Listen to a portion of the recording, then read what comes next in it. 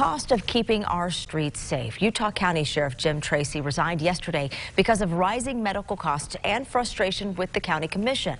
Now, he claims the commission was not addressing the jail costs that created a deficiency of nearly $1 million. News 4 Utah's Marcus Ortiz talks with a former sheriff who says taxpayers will have to dig deeper to bail out jails. A Utah County commissioner blamed the rising medical costs at their jail on a failed immigration policy. But Salt Lake's former sheriff, Jim Winder, says that has nothing to do with the problem. At this point in time, I'm also resigning as sheriff, effective August 1st. Sheriff Jim Tracy has had enough. He resigned yesterday during a Utah County Commission meeting.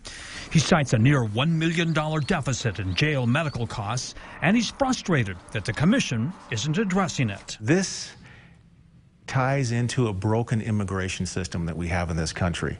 And with this broken immigration system, we have ripple effects. He says an undocumented immigrant jailed is costing $500,000 alone.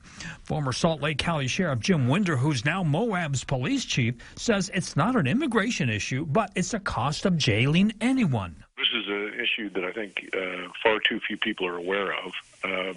When an individual is arrested and they enter into a county jail, the medical expenses are 100% borne by the citizens of the county. Attempts to have the federal government pay those medical costs failed because that one inmate is facing state charges. Commissioner Lee says once he's prosecuted, he'll be deported, and that's when the federal government starts paying. Winter says jails aren't getting help from the courts. He says judges won't let low-risk inmates to be released for medical reasons, and insurance companies won't pay medical costs for jailed clients. These insurance companies are receiving the payments for the coverage and not providing it to individuals in the jail, and so taxpayers are. The former sheriff says efforts to get the insurance company to pay for those medical costs have been thwarted by the legislature. He says the insurance lobby has a strong grip on lawmakers. At the Salt Lake County Jail, Marcus Ortiz, News 4 Utah.